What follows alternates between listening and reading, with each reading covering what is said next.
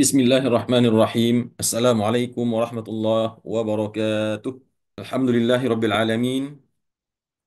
Wa bihi nasta'inu ala umuri dunya wad din. Ashhadu an la ilaha illallah wahdahu la syarika lah. Wa ashhadu anna sayyidana wa nabiyyana wa syafi'ana wa azimana Muhammadan abduhu wa rasuluh sallallahu alaihi wasallam la nabiyya ba'dah. Amma ba'd. Bapak-bapak dan ibu-ibu, ikhwan dan akhwat, saudara-saudari sekalian yang dimuliakan Allah Subhanahu wa taala. Alhamdulillah, kembali kita bersyukur pada Allah Subhanahu wa taala pada pagi hari yang berbahagia ini dengan izinnya Allah memberikan kepada kita kembali taufik untuk bersama-sama hadir dalam majlis tadabbur Al-Qur'an yang penuh dengan keberkahan dan kemuliaan ini. Semoga Bapak dan Ibu semua senantiasa dalam keadaan sehat walafiat dan tetap bersemangat senantiasa dalam menuntut ilmu. Kemudian salawat dan salam kita doakan semoga senantiasa Allah berikan juga kepada baginda Rasulullah Sallallahu Alaihi Wasallam, kepada segenap keluarganya, kepada para sahabat-sahabatnya radhiyallahu anhum ajma'in, dan juga mudah-mudahan juga diberikan kepada umatnya termasuk kita dan umatnya yang lain sampai hari kiamat nanti. Allahumma amin. Allahumma salli ala nabiyina Muhammad wa ala ali nabiyina Muhammad. Bapak dan Ibu yang dimuliakan Allah, insyaallah pagi ini kembali kita akan melanjutkan tadabbur Al-Quran, memasuki pembahasan surat Ar-Ra'd. Surat Ar-Ra'd dimulai dari ayat 14 sampai ayat 18. A'udzu billahi minasyaitonir rajim. Bismillahirrahmanirrahim. Kita lihat di akhir tadabbur kita kemarin di surat Ar-Ra'd ayat 13 ya. Di ayat 13 Allah Subhanahu wa taala menjelaskan bahwasanya Allah tersebut di antara bentuk keagungannya, bentuk ketinggian dan kemuliaannya, Allah menjelaskan wa yusabbihur ra'du bihamdi.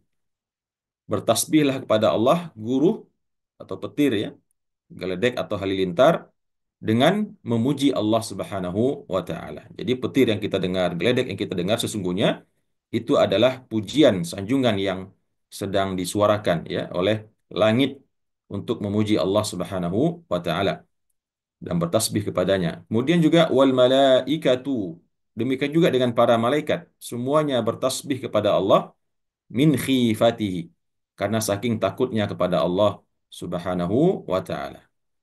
Bayangkan Bapak dan Ibu, mereka makhluk-makhluk yang sangat dahsyat, yang sangat besar, ya, langit, geledek, ya, awan, bintang, bulan, matahari, dan juga malaikat-malaikat yang ukurannya hanya Allah yang tahu berapa hakikat besarnya malaikat, ya. Dalam riwayat pernah kita temukan penjelasan bahwasanya malaikat Jibril salah satu sayapnya kalau dibentangkan maka akan menutupi dari barat sampai ke timur. Itu baru sayapnya. Namun mereka semua bertasbih kepada Allah, bertahmid kepada Allah min khifatihi, karena takutnya mereka kepada Allah Subhanahu wa taala. Nah, manusia dengan segala kelemahannya, dengan segala kehinaannya, namun sebagian dari mereka tidak mampu bertasbih dan bertahmid kepada Allah, ingkar kepada Allah, bahkan tidak mengakui Allah sebagai penciptanya, seperti yang dilakukan oleh orang-orang musyrikin, orang-orang kafir Quraisy yang dihadapi oleh Rasulullah Sallallahu Alaihi Wasallam. Wa yursilus sawa'iqa, dan Allah juga lah yang telah melepaskan halilintar ya, halilintar petir, fayusibu biha may yasha. Maka dengan petir tersebut, dengan halilintar tersebut, Allah timpakan kepadanya, dengannya kepada orang-orang yang dikehendaki. Seperti yang kemarin kita jelaskan, bahwasanya ayat ini di antara asbabun nuzulnya ketika Rasulullah Sallallahu Alaihi Wasallam mendakwahi salah seorang penduduk Madinah, gembongnya orang kafir di sana waktu itu, lalu dia eh, balik bertanya kepada Rasulullah, mengolok-olok Rasulullah dengan bertanya, Tuhan yang engkau perintahkan kepadaku untuk menyembahnya, apakah dia terbuat dari emas, terbuat dari perak, atau terbuat dari gandum, dan lain sebagainya. Maka seketika datanglah hukuman Allah, disambar dia oleh sambaran petir sehingga menewaskan orang tersebut dan sampai kepalanya putus dari badannya ya. Wahum yujadiluna fillahi, dan mereka berbantah-bantahan dengan Rasulullah Sallallahu Alaihi Wasallam di dalam Allah, tentang Allah, siapa Allah dan bagaimana hakikatnya Allah Subhanahu wa taala tersebut. Wa huwa syadidul mihal. Dan Allah Subhanahu wa taala itu syadidul mihal, amat sangat keras, sangat dahsyat, sangat kasar ya, siksaannya, sangat keras dan sangat dahsyat siksaannya. Kemudian di ayat yang selanjutnya yang kita tadaburi pada pagi hari ini, Allah Subhanahu wa taala menjelaskan lahu da'watul haq, masih membahas tentang bagaimana Allah mensucikan dirinya, mengagungkan dirinya, mempertegas kepada Nabi Muhammad SAW dan umat yang sedang didakwahinya. Allah mengatakan lahu da'watul haqq. Hanya bagi Allah lah ya seruan yang benar itu. Seruan yang benar tersebut adalah penyembahan yang benar, permintaan yang benar, permohonan doa yang benar, ya, atau ibadah yang benar, yaitu pengucapan la ilaha illallah Muhammadur Rasulullah atau la ilaha illallah ya. Dakwatul haq ini kalau kita lihat dalam tafsir At-Tabari, para ulama takwil menjelaskan dakwatul haq di sini adalah ucapan la ilaha illallah, yaitu pengakuan makhluk kepada Allah Subhanahu wa taala bahwasanya tidak ada Tuhan tempat menyembah, Tuhan tempat beribadah, tempat meminta dan memohon, memanjatkan doa kecuali hanya kepada Allah Subhanahu wa taala. Lahu da'watul haq. Allah lah yang memiliki tempat penyembahan yang sebenarnya, yaitu pemberian kalimat la ilaha illallah. Walladzina yad'una min dunihi, adapun orang-orang yang menyembah atau menyeru atau memohon selain kepadanya, kepada Allah Subhanahu wa taala, la yastajibuna lahum bisyai'in. Maka apa-apa yang mereka sembah tersebut, apa-apa yang mereka memohon kepadanya tersebut, tidak akan memperkenankan, tidak akan mengabulkan bagi mereka dengan sesuatu apapun. Jadi yang Allah maksud di sini adalah orang-orang yang menyembah selain Allah, orang-orang yang menyembah berhala, patung, ya, berhala-berhala, dewa-dewa, makhluk-makhluk halus yang mereka yakini memberikan manfaat, memberikan mudarat untuk mereka. Khususnya di sini maksudnya adalah orang-orang kafir Quraisy yang ada di Mekah yang menyembah berhala-berhala yang mereka pajang di sekitar Ka'bah. Maka orang-orang yang menyeru selain daripada Allah tersebut la yastajibuna lahum. Apa-apa yang mereka sembah tersebut tidak akan mengijabah kepada mereka, tidak akan mengabulkan apa yang mereka minta bisyai'in, dengan sesuatu apapun. Karena memang mereka hanyalah makhluk ya yang tidak memiliki manfaat, tidak memiliki mudarat, jangankan untuk orang lain, jangankan untuk manusia yang menyembahnya, dia sendiri pun tidak memiliki manfaat dan mudarat untuknya. Dia bisa dipukul, dia bisa ditendang, dia bisa dibakar, dia bisa bahkan dimakan ya tanpa perlawanan dan tidak memberikan mudarat sama sekali kepada orang yang menyembahnya. Maka perumpamaan orang-orang yang menyeru selain Allah Subhanahu wa taala, di mana apa yang dia seru selain Allah tersebut tidak akan memperkenankan bagi mereka permintaan mereka dengan sesuatu apapun, illa kabasiti kaffaihi ilal ma', kecuali ya yang akan mereka dapatkan eh, ketika mereka berdoa, bermunajat, memohon berdoa kepada berhala-berhala selain Allah tersebut, kecuali mereka akan dapatkan sebagaimana atau seperti kabasiti kaffaihi ilal ma', seperti seseorang yang membentangkan kedua tangannya ke dalam air ya. Seperti ini Bapak dan Ibu, dia masukkan tangannya ke dalam air atau dia dia masukkan ke dalam air, ke dalam ember atau ke dalam sungai, ke dalam danau, ke dalam laut ya, liyablugha fahu, dengan tujuan supaya air sampai ke mulutnya. Wa ma huwa bibalighihi, maka tentu tidaklah sampai air itu ke dalam mulutnya. Seperti orang yang mengambil air dengan tangan terbentang seperti ini. Kalau seperti ini mungkin masih ada dapat beberapa eh, milimeter air ya. Tapi kalau mengambil air dengan tangan terbuka, dengan tangan terbentang, dimasukkan ke dalam air, ke dalam ember, ke dalam sungai, ke dalam danau atau laut, maka kemudian dibawa ke atas lagi tangannya, maka tentu tidak ada sedikit pun air yang tertinggal di telapak tangan tersebut yang bisa sampai ke mulutnya. Maka itu perumpamaan yang Allah sebutkan kepada orang-orang yang memohon permintaan, mengajukan permintaan atau bermunajat kepada makhluk-makhluk berhala-berhala selain daripada Allah Subhanahu wa taala. Mereka tidak akan mendapatkan apapun dari munajat doa yang mereka panjatkan kepada berhala tersebut, sebagaimana seseorang yang memasukkan kedua telapak tangannya dalam keadaan terbentang ke dalam air, ke dalam danau atau laut, lalu diangkat ke atas, diarahkan ke mulutnya, tentu tidak ada sedikit pun yang bisa sampai ya ke arah ke mulutnya tersebut. Nah, demikian perumpamaan orang-orang yang berdoa kepada selain Allah Subhanahu wa taala. Wa ma du'aul kafirina illa fi dhalal. Dan tidaklah ada doa-doanya, permohonan orang-orang kafir kepada berhala mereka tersebut illa fi dhalal, kecuali berada dalam kesesatan, kecuali kesesatan. Sebuah kesesatan yang tidak ada sedikit pun petunjuk di dalamnya, ya. Kesesatan yang sangat nyata, kedunguan, kebodohan, ya, kegoblokan begitu. Bagaimana manusia yang telah diberi akal oleh Allah, pikiran, logika, mau-maunya memohon kepada berhala yang notabene mereka buat sendiri. Mereka cetak sendiri, mereka buat sendiri, mereka poles sendiri, ya. Kemudian ketika mereka merasa bosan, dia tendang, dia tampar berhalanya tersebut, kemudian dia makan, lalu besoknya dia buat yang demikian kembali. Maka di sini Allah mengatakan wa ma du'aul kafirina illa fi dhalal. Tidaklah permohonan doanya orang-orang kafir kecuali merupakan sesuatu yang berada di dalam kesesatan. Kemudian di ayat yang selanjutnya Allah Subhanahu wa taala mengatakan walillahi yasjudu man fis samawati wal ard. Dan kepada Allah lah, dan kepada Allah lah atau bagi Allah lah yasjudu man fis samawati wal ard.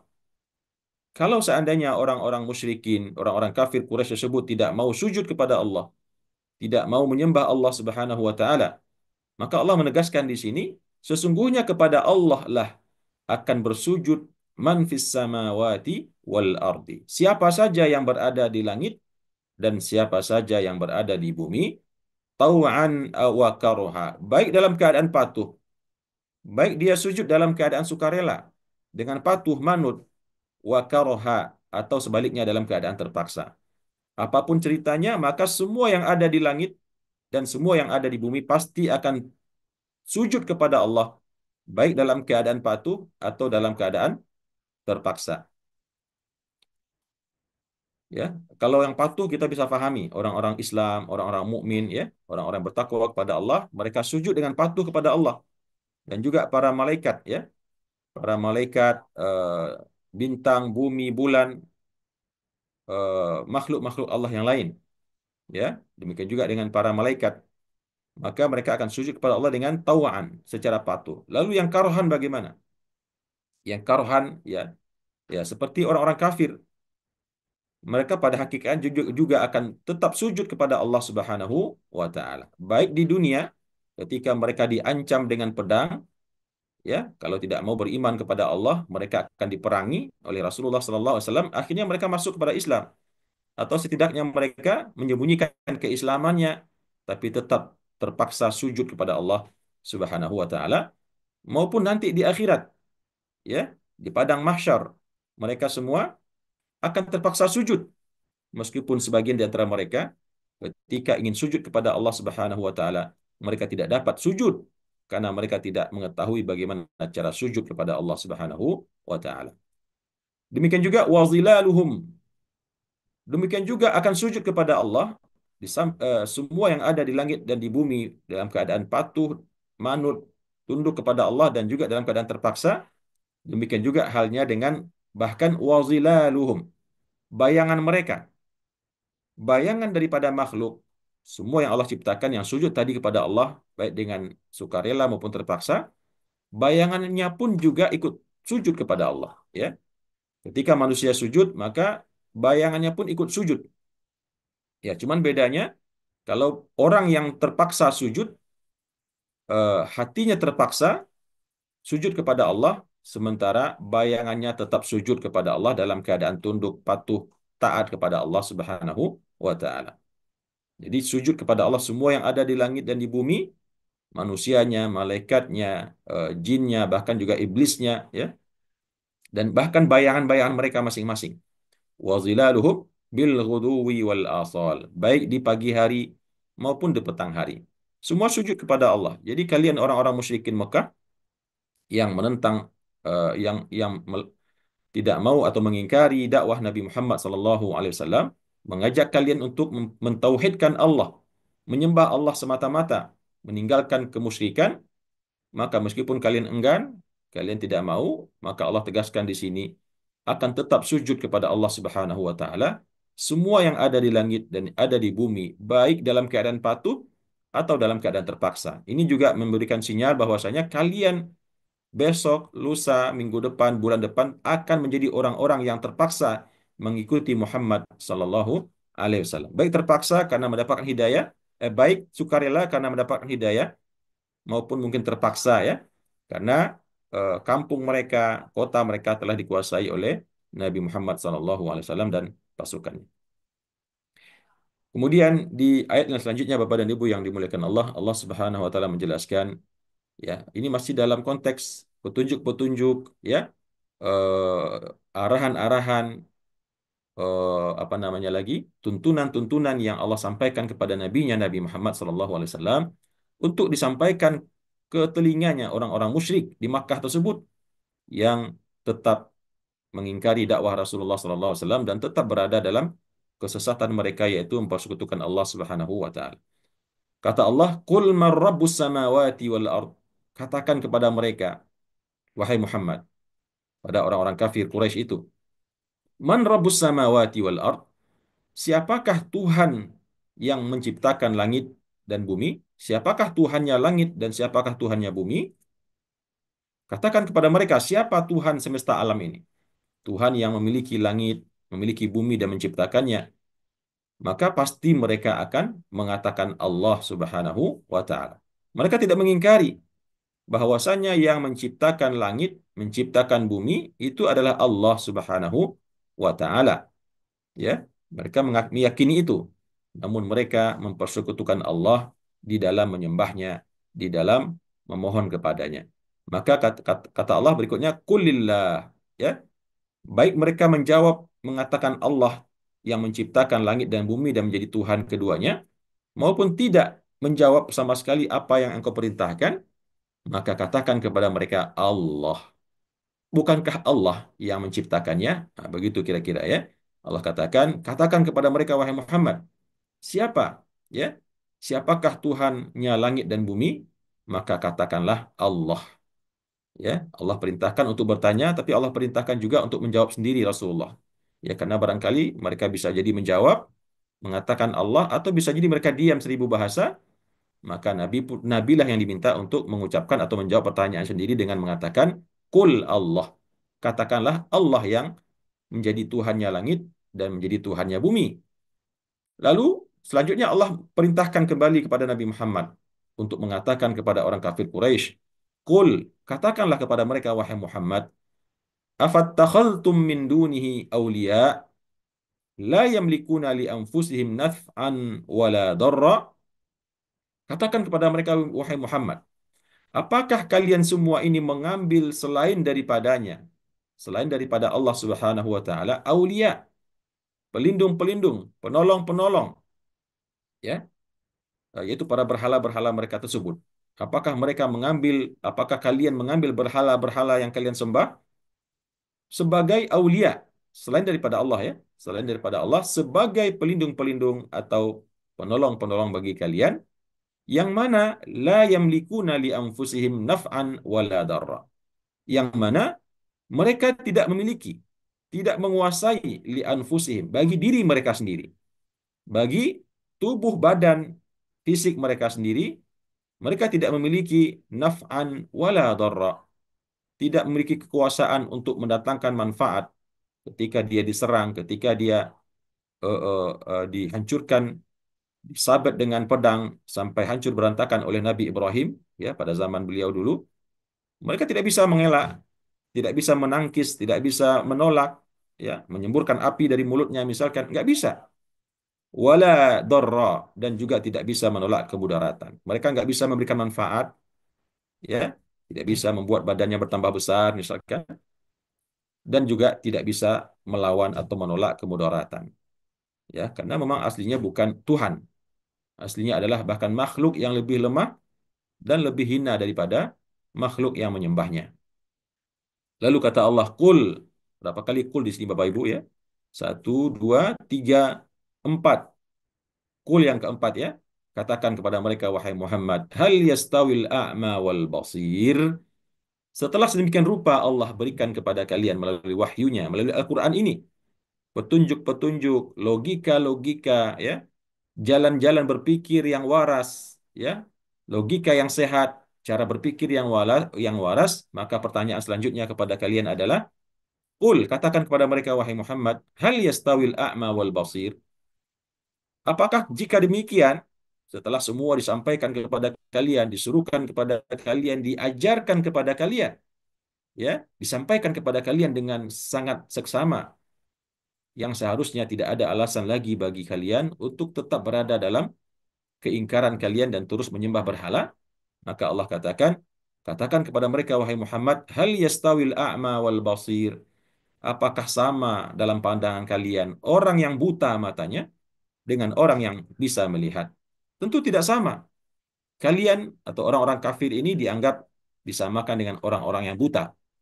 Sementara orang-orang yang mau beriman kepada Rasulullah, menerima dakwahnya, maka dia diumpamakan seperti orang-orang yang dapat melihat. Maka tentu tidak sama. Ya, meskipun di sini bukan maksudnya merendahkan atau menghinakan orang yang buta, tidak.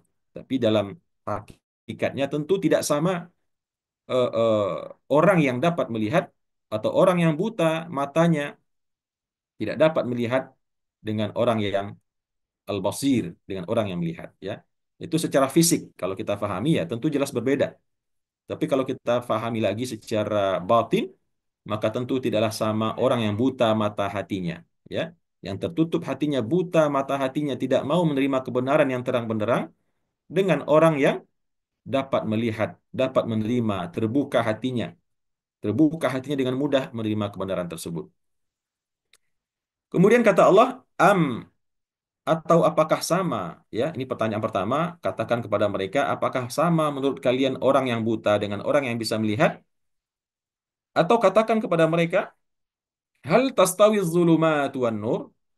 Atau apakah kalian anggap sama? Az-zulumatu wan nur. Kegelapan yang gelap gulita dengan cahaya yang terang benderang. Tentu nggak sama gitu. Ya, tapi kalian sayangnya menganggap itu sama. Ya, kalian berada dalam kegelapan yang sangat dahsyat, ya. Kalian menyembah berhala yang secara logika tidak bisa masuk akal. Kalian berada dalam kegelapan hidup. Kalian berzina sepanjang waktu, minum khamar setiap hari, berjudi, membunuh anak-anak, anak perempuan yang lahir, berbuat riba, memakan harta orang lain dengan cara yang batil. Lalu datang wahyu-wahyu Allah dengan Nabi yang dia utus, yaitu Nabi Muhammad, membawa pedoman-pedoman yang penuh dengan kebenaran. Maka di sini Allah umpamakan, apakah sama kegelapan dengan cahaya? Tentu tidak sama. Yang satu gelap, dalam kegelapan tersebut orang harus meraba-raba berjalan. eh, Kalau tidak dia bisa terjatuh, tersungkur, jerembab dan lain sebagainya. Sementara di lain sisi ada cahaya terang benderang yang menyinari. Kemudian pertanyaan yang ketiga, katakan juga kepada mereka, wahai Muhammad, am ja'alu lillahi syuraka'a khalaqu ka khalqihi? Apakah mereka menjadikan untuk Allah syuraka, sekutu-sekutu yang dapat khalaqu ka khalqihi, yang dapat menciptakan seperti ciptaannya, ya? Yang apakah mereka menciptakan, menjadikan atau membuat untuk Allah sekutu-sekutu, yang mana sekutu-sekutu tersebut khalaqu ka khalqihi, dapat menciptakan pula seperti ciptaannya Allah Subhanahu wa taala. Fatasyabahal khalqu, maka kalau itu kalian tanyakan dan kemudian mereka berpikir, merenung sejenak, maka akhirnya membuat, ya, fatasyabahal khalqu alaihim, maka menjadi ragu-ragulah mereka, fatasyabahal khalqu alaihim, dan kedua-duanya menjadi menjadikan mereka berada dalam kebimbangan terhadap kemampuan Tuhan yang mereka sembah di dalam membuat ciptaan. Itu maksudnya. Fatasyabahal khalqu alaihi. Maka menjadi ragu mereka terhadap kemampuan Tuhan mereka tersebut di dalam melakukan penciptaan. Ya, jadi kalau itu yang kita tanyakan, apakah kalian menciptakan atau membuat Tuhan-Tuhan yang eh, sama dengan Tuhan itu Allah yang menciptakan kalian? Maka yang mana Allah tersebut mampu menciptakan berbagai macam ciptaan, sementara apakah berhala yang kalian sembah mampu menciptakan ciptaan-ciptaan yang dahsyat? Maka tentu pertanyaanmu itu, kata Allah, akan membuat mereka berada dalam kebimbangan. Mereka akan bimbang, ya. Mereka akan bimbang. Qulillahu khaliqu kulli syai'.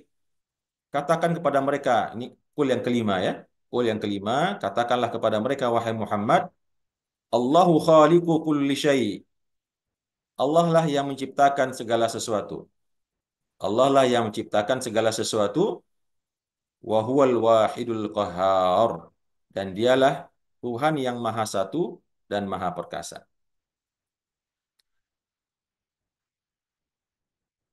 Kemudian di ayat selanjutnya, Bapak dan Ibu yang dimuliakan Allah, Allah Subhanahu wa taala menjelaskan ya tentang masih tentang zatnya, tentang dirinya. Anzala minas sama'i ma'an fasalat awdiyatun biqadariha. Allah menjelaskan di ayat berikutnya bahwasanya Allah Subhanahu wa taala anzala minas sama'i ma'an. Allah lah yang menurunkan dari langit itu air hujan. Fasalat awdiyatun biqadariha. Maka menjadi mengalirlah lembah-lembah ya, jurang-jurang atau danau-danau, wadi-wadi, oase-oase dengan biqadariha, dengan ukurannya. Masing-masing sesuai ukurannya. Ada yang kecil, ada yang besar ya. Maka dengan hujan yang Allah turunkan dari langit, maka mengalirlah lembah-lembah atau oase-oase tersebut dengan air biqadariha, sesuai dengan ukurannya masing-masing. Fahtamala sailu zabadan rabiya.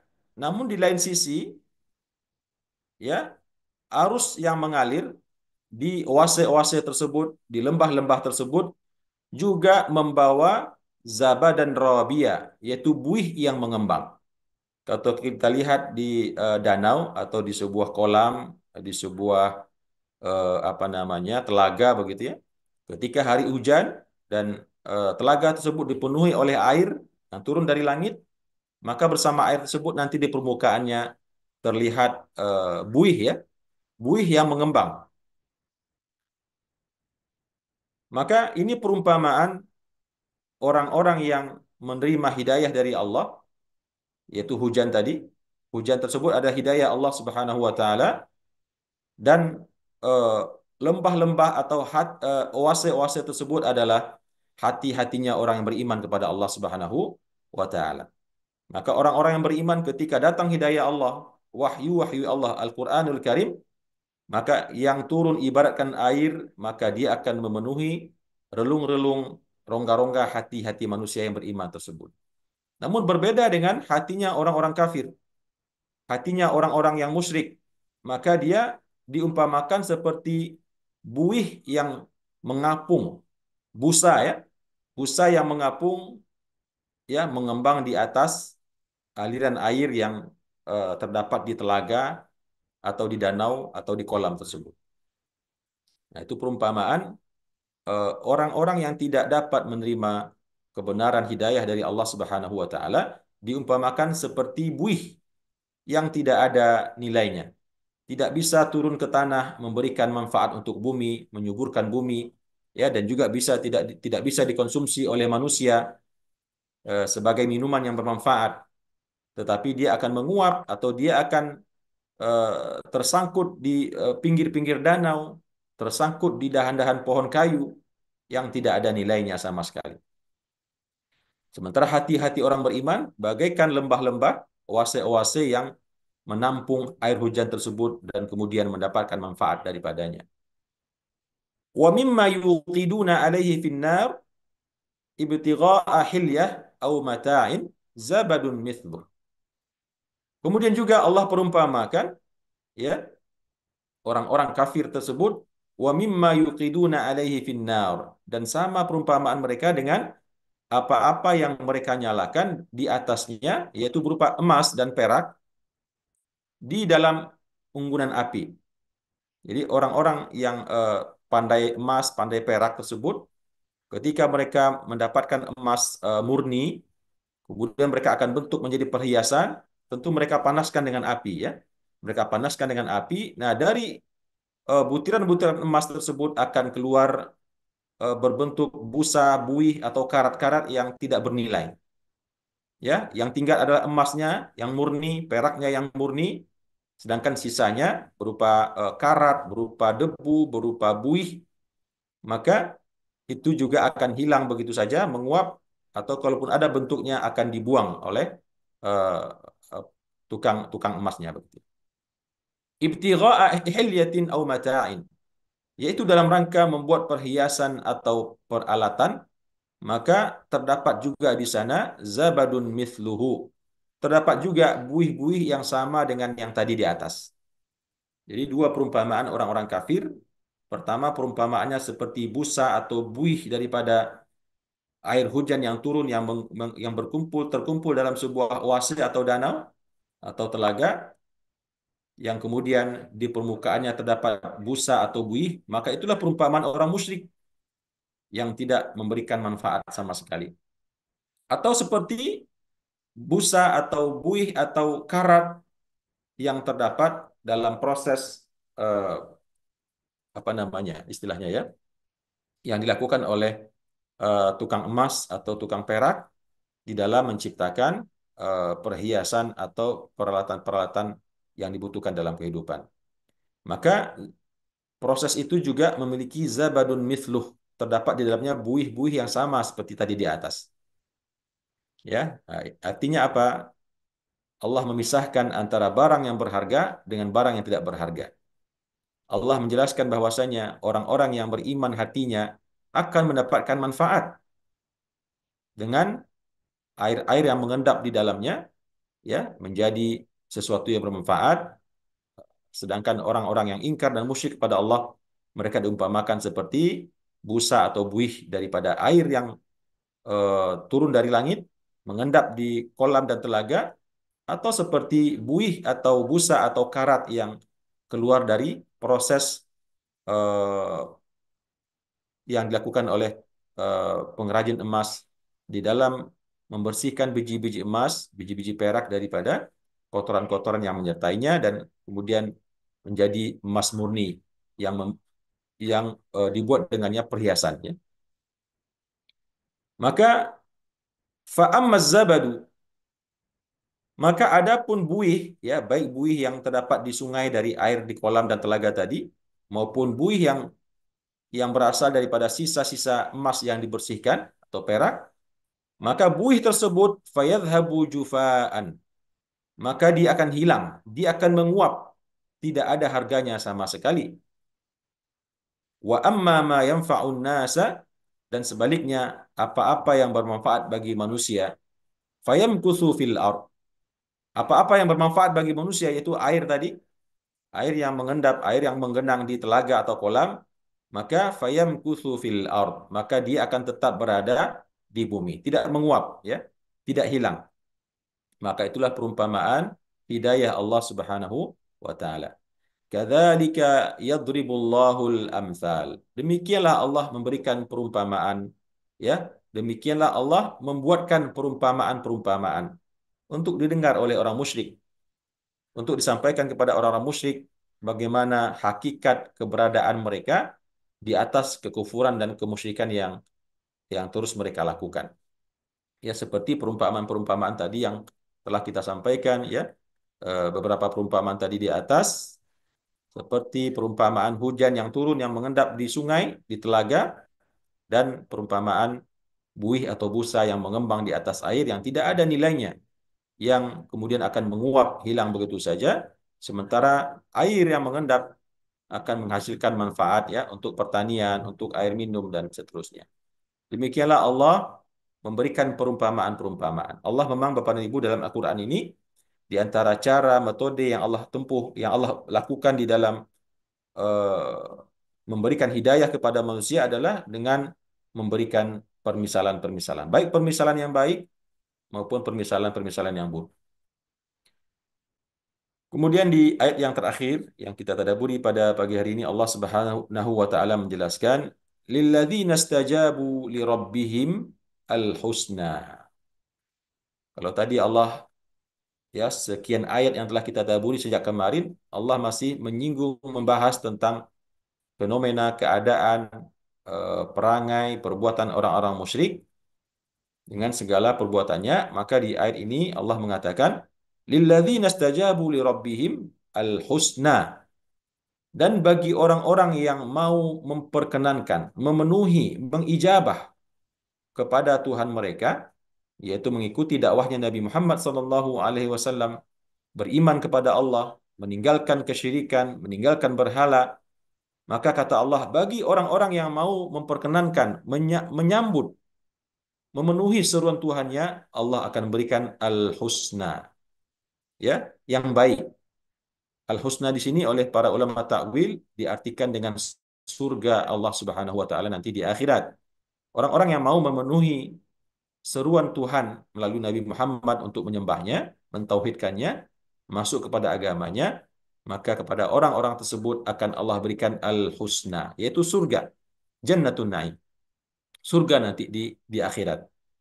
Dan sebaliknya, walladzina lam yastajibu lahu, dan sebaliknya orang-orang yang tidak mau memperkenankan, tidak mau memenuhi, mengabulkan, ya, memperkenankan kepadanya, tidak mau mengikuti eh, perintah untuk beriman kepadanya, maka yang akan mereka terima adalah bukan al-husna, ya. Bagi orang yang tidak mau memperkenankan seruan tersebut, maka yang akan Allah berikan adalah lau anna lahum ma fil ardi jami'an wa mithlahu ma'ahu. Maka mereka akan masuk kepada situasi atau keadaan nanti di akhirat sekiranya, ya, sekiranya lau anna lahum, sekiranya bagi mereka itu diberikan ma fil ardi jami'an, apa-apa yang ada di seluruh bumi ini semuanya. Kemudian ditambah lagi wa mithlahu, dengan satu lagi yang semisalnya. Ya, jadi double, ya. Kalau seandainya mereka diberikan dunia, kekayaan dunia ini, emas yang ada di dalam bumi ini, perak yang ada di bumi ini, apalagi intan, permata, isi lautan, semua kekayaan yang ada di dalam bumi Allah ini diberikan kepada orang-orang yang ingkar, kafir, musyrik tersebut, bahkan dikali dua, ya, wa mithlahu, double, ya. Kalau seandainya kita sebut angka, katakanlah Allah berikan kepada mereka kekayaan dunia yang senilai 1 triliun, ya. Nolnya bisa jadi entah entah berapa ratus nolnya. Dan dikalikan dua, wa mithlahu, dan diberikan lagi yang semisalnya, wa mithlahu ma'ahu, dan yang semisalnya lagi dengannya. Jadi 2 kali lipat, ya. Semua isi bumi, kekayaan bumi diberikan kepada orang kafir, ditambah lagi dengan yang semisal dengannya. 2 kali lipat. Maka kata Allah, apa yang akan mereka lakukan nanti di hari kiamat? Begitu mereka melihat azab yang akan ditimpakan kepada mereka, azab yang akan digiringkan kepada mereka, maka meskipun diberikan kepada mereka pada saat itu seluruh kekayaan dunia ini, bahkan dikali lipatkan menjadi 2, maka yang akan mereka lakukan, kata Allah, laftadau bihi. Mereka akan menebus, mereka akan serahkan semua kekayaan dunia yang hampir tidak bisa dihitung tersebut. Saking banyaknya, 2 kali lipat isi dunia, isi bumi dengan segala isinya. Tapi begitu nanti mereka melihat kenyataan bahwasanya mereka akan masuk ke dalam kebinasaan, akan dibenamkan dalam neraka jahanam, dan mereka melihat bagaimana menakutkannya siksaan-siksaan yang ada di dalamnya, mereka akan rela mengganti, menukar semua kekayaan dunia dan yang semisalnya tersebut diberikan kepada malaikat eh, yang akan menyiksa mereka, atau diberikan kepada Allah sebagai barter, asalkan mereka tidak diazab, tidak disiksa. Laftadau bih. Mereka akan menebus jiwa mereka, diri mereka. Asal nggak diazab, nggak peduli. Silahkan ambil ya Allah, silahkan ambil ya malaikat, semua harta benda dunia dan segala isinya ini, bahkan yang semisal dengannya, asalkan mereka tidak diazab oleh Allah Subhanahu wa taala. Itu perumpamaan mereka nanti, ya. Betapa menyesalnya mereka ketika mereka sampai pada keadaan tersebut. Lalu kata Allah, ulaika lahum su'ul hisab. Mereka itu orang-orang kafir, orang-orang musyrik tersebut, bagi mereka Allah berikan su'ul hisab, perhitungan yang buruk. Bagaimana maksudnya perhitungan yang buruk? Yaitu perhitungan yang sangat detil, tidak ada eh, apa namanya, tidak ada toleransi di sana, tidak ada keramahan di dalamnya. Sudahlah dihisap dengan sangat detil, ya. Tidak ada yang dimaafkan sedikit pun, meskipun hanya perkara yang ringan. Yang menghisapnya pun juga orang yang sangat kasar, malaikat yang sangat kasar, bengis, dengan wajah yang menakutkan, menghardik, dengan kasar, bisa kita bayangkan Bapak dan Ibu. Manusia saja di dunia ketika diinterogasi oleh polisi, ya, oleh kejaksaan, oleh KPK misalkan, itu ada yang jatuh pingsan, banjir keringat, bahkan ada yang meninggal.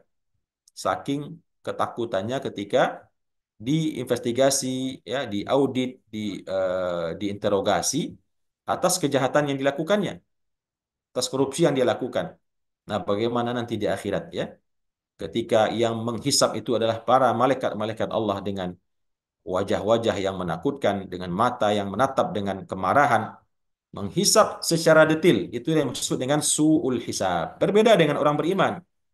Orang beriman juga dihisap oleh Allah, tapi yang menghisap mereka adalah malaikat-malaikat yang ramah, ya. Ibarat ada laporan-laporan audit, ya mungkin cuma satu lembar dua lembar saja yang diaudit, sisanya udah dimaafkan, silakan silakan silakan selesai hisapnya, berpindah ke sana, silakan menuju surganya Allah Subhanahu wa taala. Itu hisapnya orang mukmin. Semua tetap dihisap, tapi hisapnya orang mukmin hisap yang ringan, ya.